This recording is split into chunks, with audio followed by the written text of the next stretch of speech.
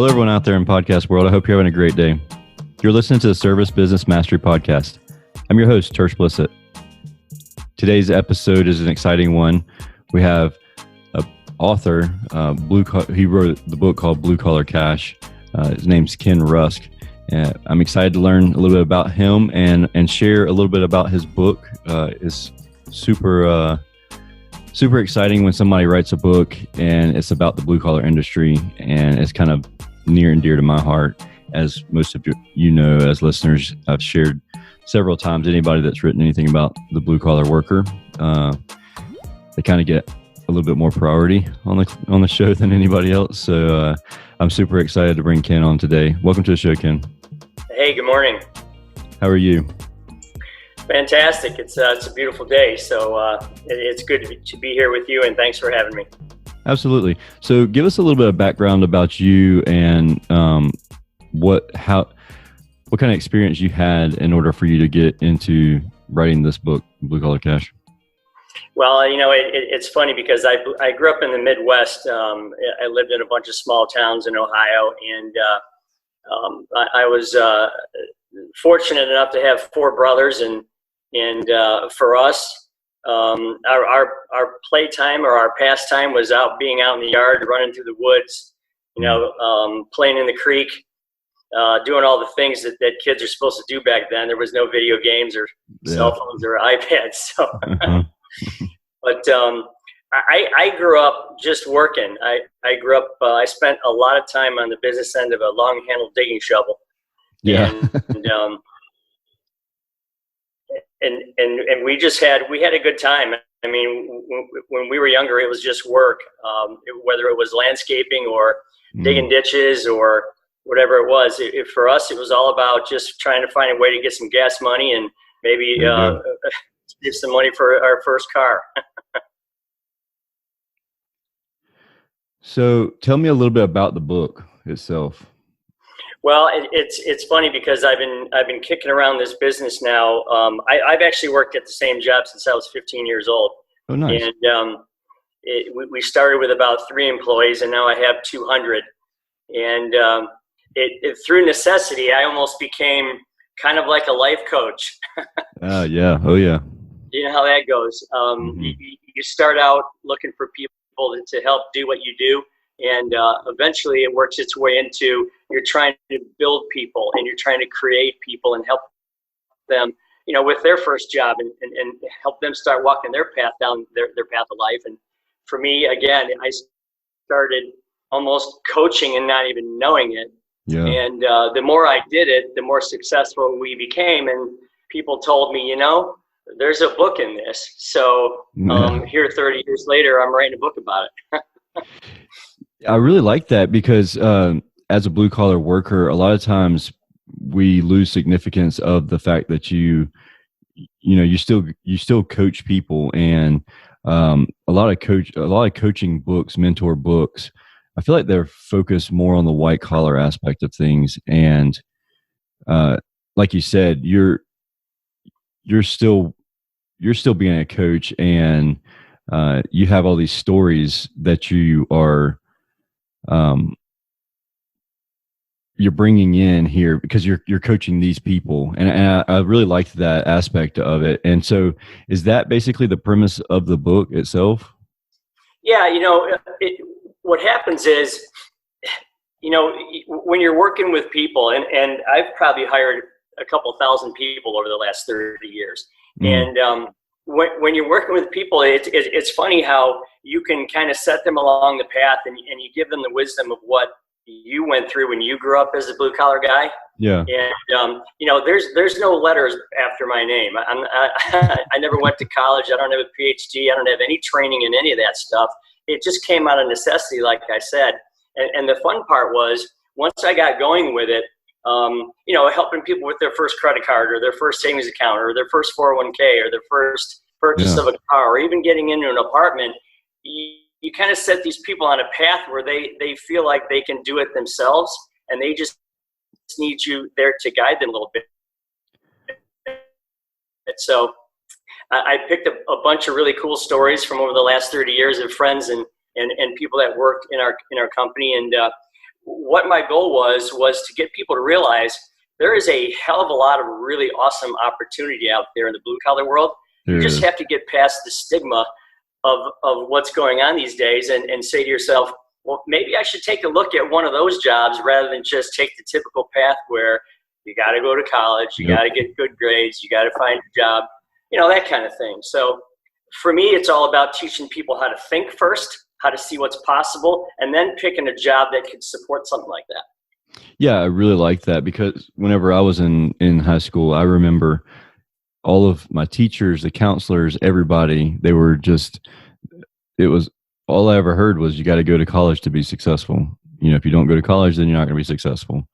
And you've proven with your book that there are so many successful people out there that have no degree or have not been to college. And so those people are not glamorized. And I like that your stories are bringing those people to light. And I find, so with our business and the hiring process that we have, one of the things is when we hire someone, our interview question is, what do you want to do when you grow up? And it throws people for a loop, because they're like, well, I'm trying to get this job right now. and I was like, well, past this job, I don't want you thinking about this job. Like, what happens after this job? And with us being, we're an HVAC company. And so with us being an HVAC, and a lot of times they'll say, sheepishly, they'll say, I want to own my own air conditioning company. I'm like, okay, well, that's great. So while we're working together, I can show you the ropes on owning an HVAC company. And 9 times out of 10, whenever I do that, I divulge that portion of it. They're like, yeah, that's a little bit more than I'd like to bite off here. And so then they start focusing on, a different path, or maybe they, like one guy's still focusing on being an owner. And so I've got him trying to get his license and all that stuff. And so people just don't understand that if you don't see people as like, if so people are going to come and go. And if you get your heart hurt every time somebody leaves to better themselves, then you're just being a selfish person. And so I think that being that person that wants to help guide those people along their career path, I think that helps out a lot, because those, like I have one person that he wanted to run a radio station, and that was his goal. Oh, wow. And so we just worked along that path. And as he got to, he got a job offer for doing that, and he had to move away. And he was like nervous about coming to me and saying, hey, I kind of have this job offer, and I don't want to take it because I don't want to leave y'all. But it's what I've been working for. And I told him, I said, Mark, if you don't take that job, I'm going to fire you. So good for you. That's awesome. And it's just one of those things. And now Mark is just a super fanboy of our company, even though he's, he moved away. He still has great connections in our area, and he's constantly recommending our business. And it's because of that story. And like you said, having people come through your organization, and you're kind of coaching them along and watching their paths. And I'm super excited about him, because now he's running 3 radio stations, and it's just like, great job, man. You did a great job. And exactly, it's your goal. And I check up on him. I'm like, is it all you thought it would be? And he's like, it's everything. It's amazing, and everything like that. So I'm super excited for him. Well, it's funny you say that, because one of my questions when we're interviewing somebody is, okay, so why are you here? And they look at you like, well, I'm here to get a job. Okay, a job for what? Right. Well, because I got some bills I need to pay. Okay, so tell me about the bills. What's beyond that? Yeah, it's so funny that you mentioned that. Then what? Go ahead. Oh, what I was saying is, what we do is when we feel like they're ready, which is really soon into hiring them, we actually get out a big piece of paper and some crayons, and we tell them, draw your life. Okay, draw what you think your perfect life would be.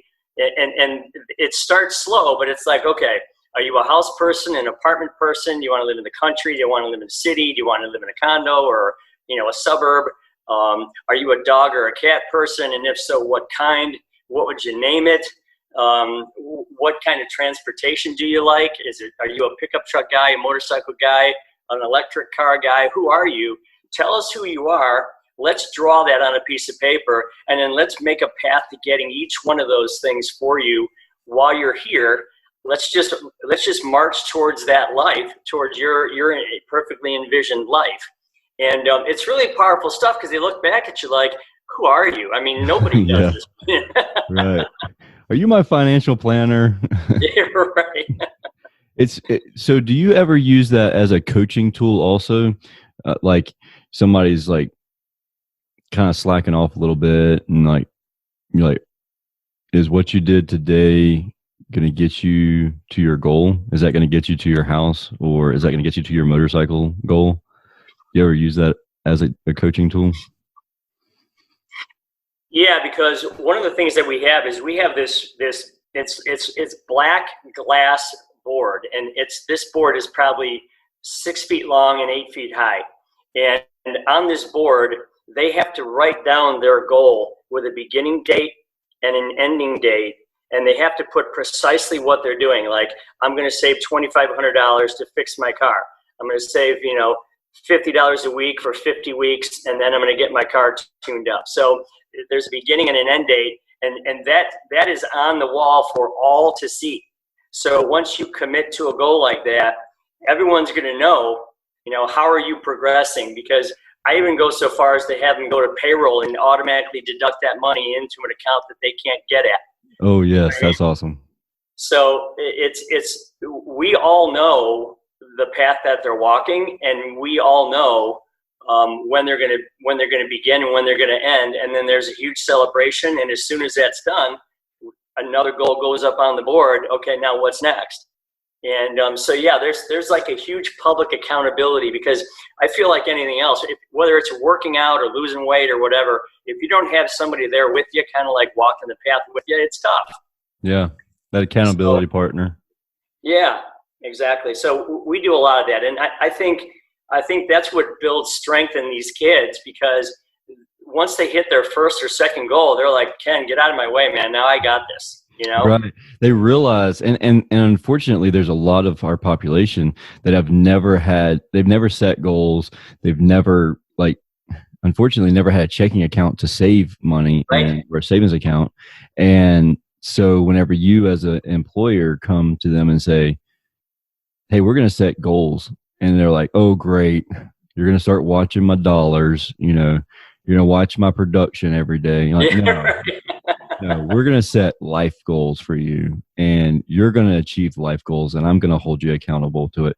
Or Bob's going to be your accountability partner, and every Friday we're going to meet, and you two are going to discuss, for 30 minutes how you're getting to your goal.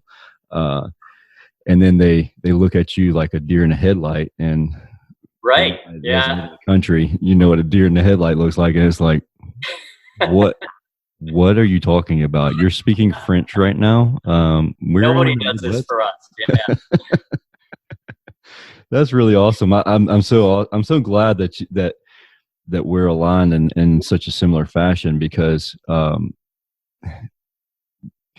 people overlook the love and the care of a blue collar business owner. And you really become a family. And of course, there's people in your organization that may not be that way. But it's not uncommon to grow really tight bonds with these people and, become lifelong relationships. And even I've had some guys that they were only with me for like 6 months, but I still consider them a really close friend. And sure, because of that relationship we built initially, in that, even in the interview process and going through it, and then having them develop that sense of they believe in themselves type mentality. Does that make sense? Yeah. Yeah, they believe in the mission. One of the ways that we do that is we've created these 401k millionaires, and we have like a millionaire club, which is it's really cool because what most people don't know, and when you hear the math, you can't even believe it yourself. If you enter a 401k program when you're 21 years of age, you can, and let's say you put $60 a week away into that 401k, you can literally save for 10 years and stop saving at the age of 31. And by the time you retire at 65, you'll have $1.2 million in the bank account in your 401k. Yeah. And most people don't realize that. So when we start them on their salary, we tell them, okay, the first $60 I want you to forget about. You never saw it. You never had it. It's not yours. It comes right out of your check. It goes into that account. And once they do that, they get used to that $60 not being there. Yeah. Just like if they had to spend it on gas or a long commute or a ticket that they got or whatever. Once they get used to that money not there, they find a way to out-earn that. And it's pretty cool because I get to look at these guys and I hand them their statements every quarter and say, what's it like to be have your entire retirement handled for you? What's it like to say, okay, I don't need to worry about that anymore? And they look at you like, God, who are these people? And it really, that's just one way for them to say, I really got to find a way to hang out in this place. And I've got a lot of people that have been there 10, 15, 20, 30 years because they can build their own life the way they want it with the vehicle called our company. And you know what?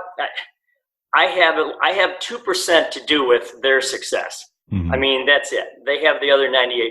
It's just getting them in a position to thrive. And once they do, get out of the way. Right. They have to learn to believe in themselves. For sure. So do you find, so we haven't even talked about this. What exactly is your company? Like what trade are y'all in? What do y'all do? We do basement waterproofing. So we go into old foundations, old houses, and we do everything from installing a sump pump to jacking up the whole house, ripping the basement out, putting a new basement in, setting the house back down. Wow. So yeah, it's crazy. Yeah, and we do everything in between, from air handlers to stabilization to making the place nice and safe and healthy and warm so you can use it. But it's a ditch digger's business. It's a tough business, but we grind it out pretty good every day. So I wonder if, because you mentioned digging ditches, and I wonder if, because when I was growing up, from the time I was probably before I was legally allowed to, I worked for my grandfather's landscaping business, and he one of the things he always said was, you're going to break the handle of that shovel if you keep leaning on it like that. And it's like, come take a break from digging that ditch and come pick up these weeds over here. It's like, take a break from doing this and do that. And it's just like it's a joke. And thankfully he's still alive. He's in his 80s now. But every time I see him, I give him all kinds of grief about it. It's just, he'll lean up against something and I'll tell him not to break it. And right. It's just a running joke. But I wonder if that kind of created something in my mindset. But at the same time, I have guys that will move mountains for me that never did that as a youth either. So I don't know. I kind of wonder if that had something to do with the way that my mentality formed, I guess.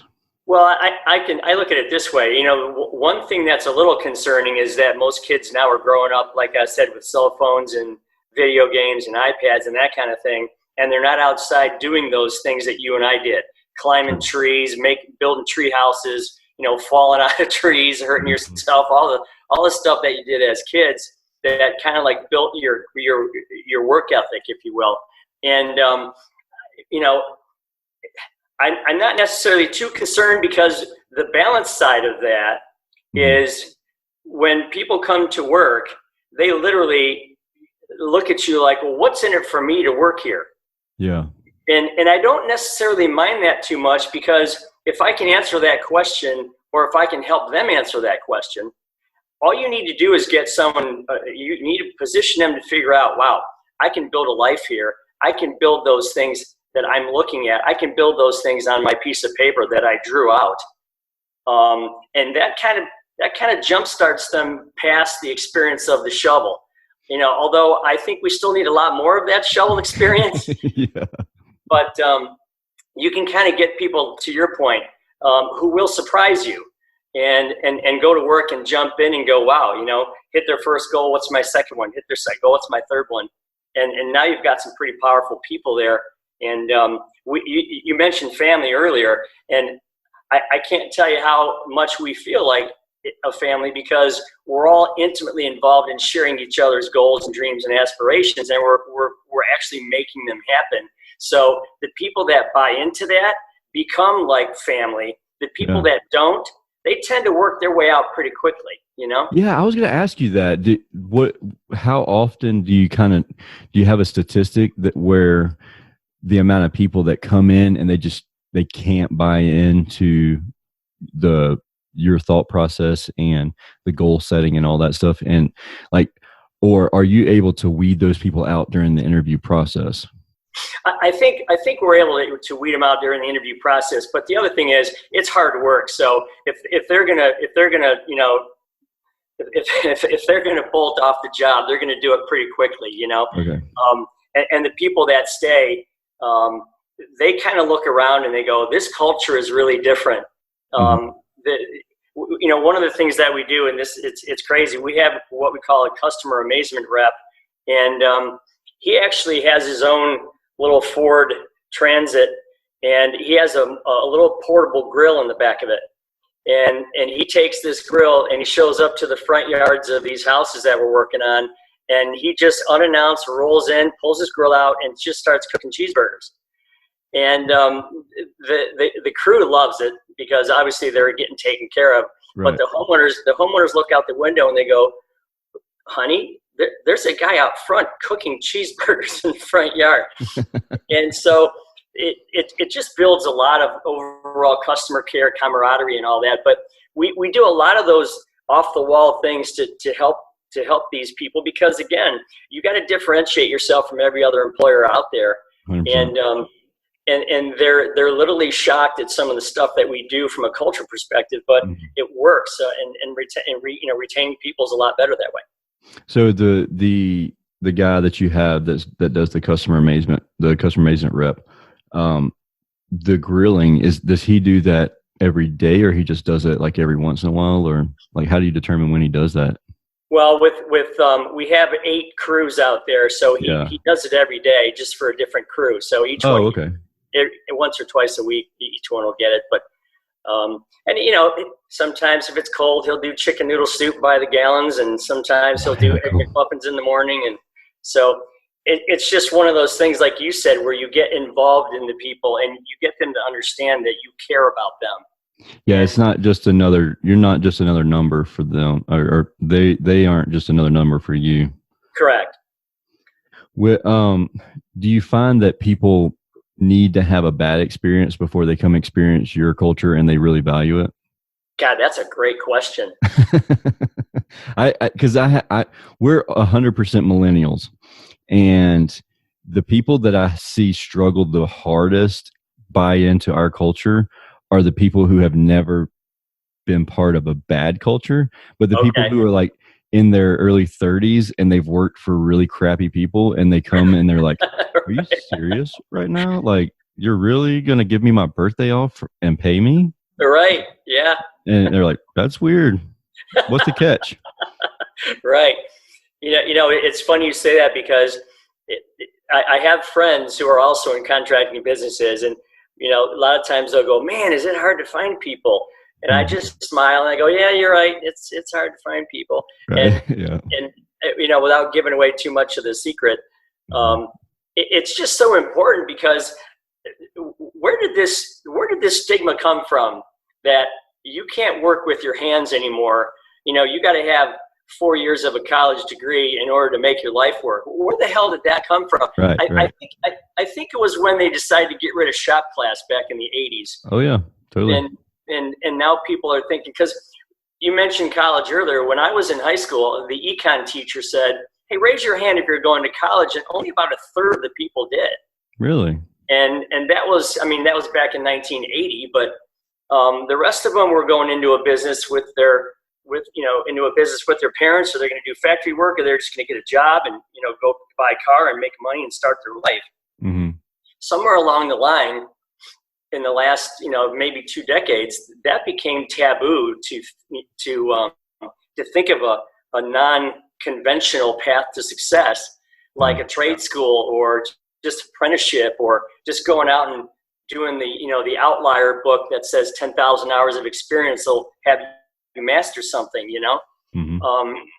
It's really sad that stigma has been put on there, but I'm just doing whatever I can to take it away, Yeah, you're a very intricate key in that process, because I have a friend of mine who wrote another book called Blue is the New White, and Josh Zollin, he has a company out in Arizona, and I picked up a couple copies of his book and I gave it to the counselors at our school.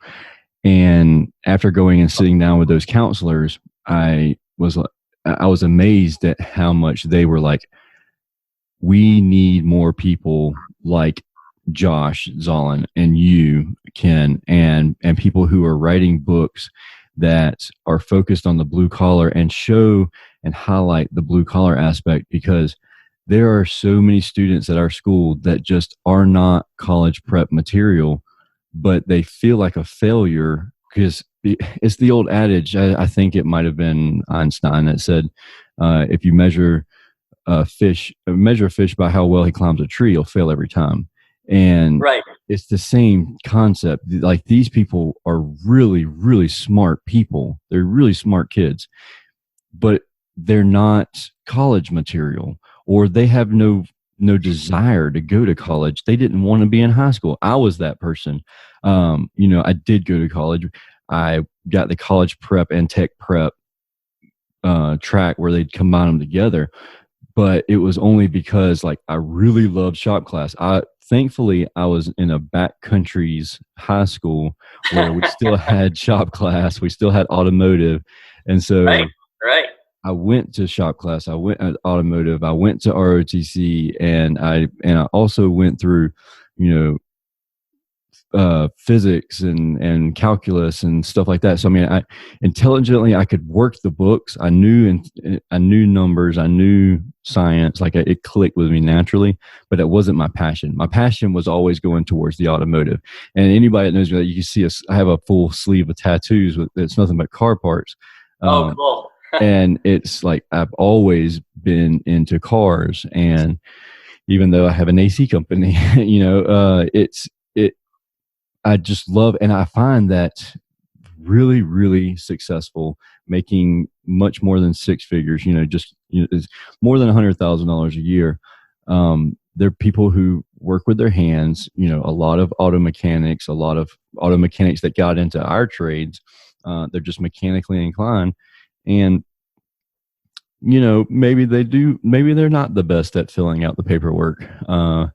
But that's not everybody's thing. And so now, like, I like to share with people that I was a mixture, and I'm a weird person. So I really enjoyed math, and I still enjoy the metrics aspect of the business. And I also enjoy the hands-on portion. So it's like, I like the office side, and I like the field side, and I like the podcasting. I'm just a weird, like, next shiny object person, but it's aka an entrepreneur. But you don't have to go to college to be very successful in life. And I'm thankful for your book and you spending the time to write down these stories and write down this book and your experience, because it sounds like you've created an amazing culture within your business. And I think that culture, or I believe that culture will outweigh someone's desire to go, have a degree and then go into a different field. Because I was pushed towards mechanical engineering because I was really good at math and really good at math. And so, like, my mom wanted me to do mechanical engineering, but my mom also has a PhD in education. And so she's a career student. And God bless her. right. Yeah, exactly. And the thing about it is like, No, mom. But okay, so backstory on my mom. She wasn't quote unquote successful. She was a single mom for many years, and she went to college, put herself through college, and once she had her college degree, that's when she was able to provide for us. And so in her mind, I needed the same path. I needed to go to college in order to be able to provide for the family. And I completely understand her thought process. While I don't believe in it now, in her scenario, I think it Right. was very much true. So I think it's a catch-22. Like, you can't say tear down all the colleges, but at the same time, there's definitely a place for people who just are not college material, and they're still just as valuable, if not more valuable, than people who went to college. Well, yeah, exactly. I've got a quick story myself. I'm not an anti-college guy. I'm an anti-colleges for everybody guy. Okay. Yes. And give you a quick example. I had a car that I was getting worked on, and it was going to be in the shop for a couple of weeks. And so they told me just to go rent a car while I was waiting for the car to be done. So I went to this car rental place, and there's this kid standing behind the counter. He was probably 25, and he had a suit on that was like 3 different suits that he found in his closet and put it together, and he's working hard. And there was a half an hour delay for me getting this car, so I had a chance to sit down and talk with the guy. And he said, I think I kind of got railroaded a little bit. And I said, tell me about that. He said, well, my parents said I had to go to college. I went to college. I basically partied and drank for 4 years. I didn't have any specific type of degree I was after, just a bland business degree. And here I am, I'm $60,000 in debt, and I'm making, $28,500 at this rental car company. And I can't even afford to move out on my own. And he said, I actually think I should have done what I wanted to do. I love construction. I like lumber. I like carpentry. I should have jumped into, helping someone build houses, and I probably would have been a lot further ahead. And, he's right. Yeah. The answer is he's right, because if his passion was to do that, he should still do that. And I told him, I said, well, I'm not going to tell you what to do, but if your passion is to go do that, you might want to strap on your tool belt and go out and start working. You know what I mean? So one of the problems that I find is the stigma of now that kid, he's stuck doing everything but his passion, because if he goes into that field, it's rarely the construction workers, but there's this appearance that, oh, you couldn't hack it in the white collar world, so now you're going to move over to blue collar world. And maybe that's just, I don't know where I get that information from, and it's not scientific, and it's nothing but Tersh philosophy. But talking to people who have degrees, that might be true. Do what? I said that might be true for him until he rolls up in his brand new Ford F-250. Okay. Yeah, agreed. 100%. So, I think it's funny because I'm a car guy myself. But the thing about what you said earlier is, you're in the business that you're in, Tersh, but you can still pursue that car passion. And I'm going to assume that you either have or are on the path to getting one of those favorite cars you always dreamed about, right? Oh, I have 12 of them. Okay, good. So right. I'm at number 8. Okay, so now we can understand each other a little bit here. Yeah, totally. My wife doesn't give me a hard time about it, but she probably should. My wife does. but it's fun. But again, these are things that I visualized, and I said, okay, I'm going to compartmentalize these goals, go after them one at a time. And again, I look back on that kid, and I actually thought, he might have been part of the reason I wrote this book, because I could see the deflation in his face, making less than 30 grand a year with 60,000 in debt, and, paying that thing off at 8% over 20 years.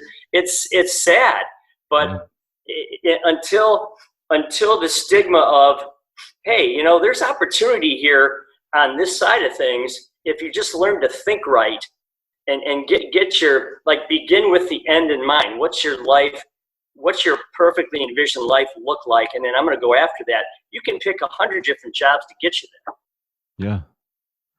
I agree. You're exactly right. And the thing about it is like when I was in school, I didn't have a clue what HVAC was. I didn't know what an HVAC tech did, anything like that. No one ever told me about HVAC industry. My dad told me to get in the trades. So because my dad is a blue collar guy all the way. He's a welder, worked for the union, worked at International Paper my entire life. And I came to him after graduating high school, after being in college, and after all of this. And I'm like, Dad, I'm not happy. I'm not excited about this. I'm not excited about life in general.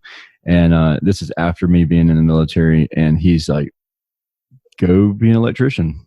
Go find a trade to get into. I'm like, right. What do you mean find a trade? And like, find your trade and get in a trade. I was like, what's a trade, Dad? He's like, what I do, son, a trade. I was like, he's like, you're intelligent. You're a smart kid. Like, figure it out. You know this. Like, I shouldn't have to tell you this. And I'm like, yes, you do have to tell me this, Dad. I don't know what you're talking about. And and so then like I kind of took that advice to heart and found a friend who was in HVAC, and just so happens we were car buddies, and he always had a lot nicer car than I did because he had a lot more expendable income than I did. Right. And so I was like, get me a job where you're at. He was like, all right, I'll get you an interview. Can't guarantee you a job. And that's it. That's the story wrote itself at that point.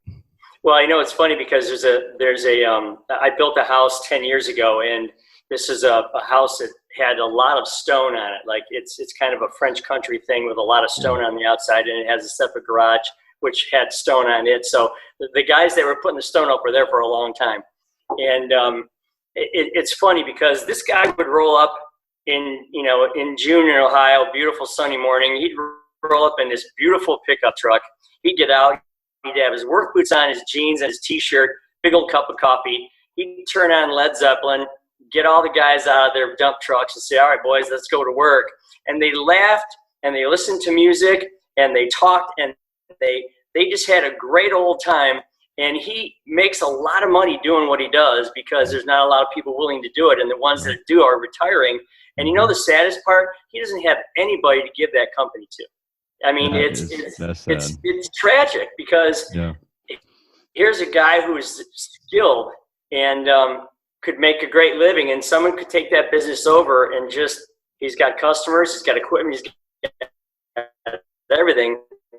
And if you saw these people work, Tersh, you would say, okay, well, there's the example of what we need to get rid of the stigma of blue collar work.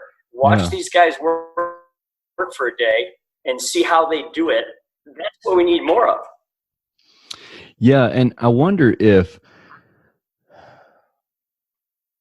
that is really a sad story. And then does he have to have somebody to apprentice under him and learn that skill? Because those are the type of skills that are lost. They're becoming a lost art. They're a lost trade, especially stonework like that. Because you can't learn that skill playing a video game. And it's funny that I say that because there's a new software program that is in our industry that trains technicians via virtual reality, like the Oculus goggles. And we have that in our company. Wow.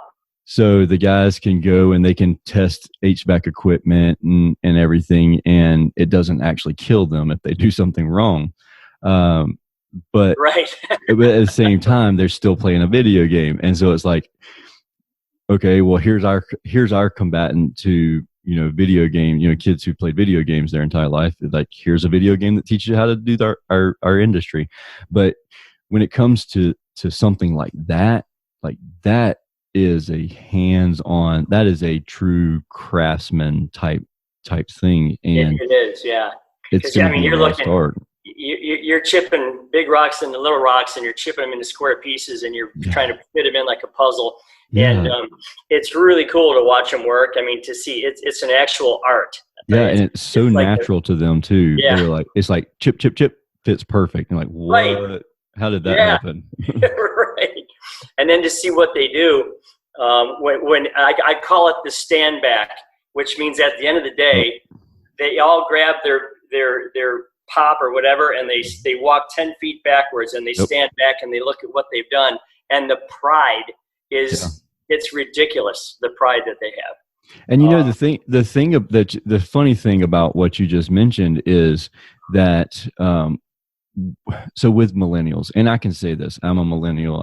We have millennials on our team. Our entire team's millennials, and we all have the stigma of, well, we need instant gratification between, with our dopamine like receptors and Facebook and Instagram, that ding and constant stuff. But with that, by the end of the day, he had that instant gratification. With our guys, whenever they fix an air conditioning unit, they have that instant gratification. So the AC's fixed, and it's like, boom, I just took care of that. Their gratification is that they solved that problem. And I find that when my guys get the most frustrated is when they can't have that gratification. So because they can't figure out the problem, or you get some callbacks, or you have some, like you probably experienced, like you just have that one pain in the butt leak that just won't go away. Yeah, right. and so you don't get that gratification the same way. But I find that people can't say that you can't find a good worker because they all need instant gratification, because if you spin it just correctly, then you can provide that instant gratification to them every day. Well, think of it this way. Think of you roll up to a house and you have 7 or 8 really beautiful 15-foot white pines in the back of your truck. Mm-hmm. And you get your skid steer and you take them off the truck, and then you place them in the front yard of the customer's house, and then you spend the day digging all those in, and those things are going to be there for 50 years, and then you get to stand back and look at that house and go, wow, I got pine tar on my hands, and my jeans are dirty, my boots are awesome, and but look at what I just did. Mm-hmm. And the secret, and this is where all the money is right now. Oh yeah. I mean, if there are finish carpenters in Toledo, Ohio, making as much as doctors. Oh yeah. And it's just because they're lost art. It's the lost art. And it's so funny because every time I walk by a building site and I smell that lumber, I'm like, God, that's awesome, because I remember building my house, and I've built a couple office buildings, and I kind of love to be involved in the new process of that stuff. But just the fact of being able to again stand back and say, wow, I did that, and oh, by the way, that's going to create a really lucrative life for me. It's just a message that needs to get out there. And it's so funny because I even heard the president the other day say, we're creating a blue collar boom. And there were some economists out there, Tersh, that were saying, nah, that's not right. Manufacturing is going down. It's still going down, or it's stabilized. And what they don't realize is manufacturing is only 10 to 12 million of the 160 million jobs in our United States. Right. And of the 160, a full 60 million of them could be considered blue collar. So there's a lot of alive and well out there that people just aren't even seeing, and therefore they kind of knock these ideas down. And I'm like, God, if you only knew. Right. Right. Yeah. These economists should spend a few weeks out in the field, I think. Yeah, for sure. Get out there and just see it, live it, and be amongst these people that do this. And I think that's really, really cool. I wish more people would do that, because they would, again, honor and respect the work that you do with the 2 things on the end of your arms, Yeah, 100%, 100%. Ken, I appreciate you coming on the show, and I know the listeners appreciate it as well, and everything that you're doing for the blue collar industry. If somebody wants to reach out to you, learn more, what's the best avenue for that to happen? The best avenue would be to either go to my Facebook, which is Facebook Official. It's Ken Rusk, Facebook Official. And you'll see what we're doing there as far as trying to educate people about the blue collar industry. Again, it's Ken Rusk Official, or you can go to kenrusk.com, which is where the book is. The book is Blue Collar Cash, and it's coming out in the first week of May. And you can pre-order it on Amazon and some of those other places. Again, I really appreciate the conversation that we had today. I feel like I know you as a friend already based on just our mutual experiences. So I agree. Congratulations to you and your company. Thank you. You as well, 100%. And the success that you've had and your team members, and both current and past team members that have had success because of you, kudos to you and everything that you've done coaching wise. Awesome. Well, thanks again. I appreciate it. Absolutely. Have a wonderful day. And anybody that's listening to this podcast episode, feel free to give us both feedback and reach out to both of us via Facebook, or definitely pick up a copy of Ken's book. It looks amazing. And connect with me. I'm on most social media platforms at Tersh Blissett. And if you have any questions, you can reach out to me on those social media platforms or shoot me an email, tersh@icebound.us. And until next time, I hope everybody has a wonderful day. And thank you again for listening to the Service Business Mastery Podcast, the podcast focused on service business owners, managers, and technicians who are considering becoming business owners themselves. Have a great day. What's up? So one of the questions that I most often get from audience members like yourself is more information about how to learn more about running a business, just in general, the education side of things when it comes to the business world, the service business world. And I'm super excited to be able to share with you the opportunity to go to this awesome event in Las Vegas. If you are ready to take your contracting business to the next level, you got to attend this event. It's called EGIA Contractors University. It's their annual event. It's called Epic 2021. And it's one of the most highly anticipated educational events of the year for home service industry. Epic 2021 will take place over October 28th through 29th at Paris, Las Vegas. If you've never been, which I'm one of them, I'm super excited to go there. And I hear that it's amazing. Just this venue alone is really awesome. So the event is actually going to feature celebrity keynote speakers such as Damon John of Shark Tank, John Taffer of Bar Rescue. I'm sure you've seen the show, at least for the previews of it, so you know who these guys are. And then also Captain Sully Sullenberger. He's the airline pilot from The Miracle on the Hudson, which was a really cool movie. If you haven't seen that, check it out. There'll be breakout sessions that are delivered by legendary industry experts, access to best-in-class product and service providers, dynamic networking opportunities, and an unforgettable evening party. You can even come and hang out with us on Media Row as we record Service Business Mastery Live.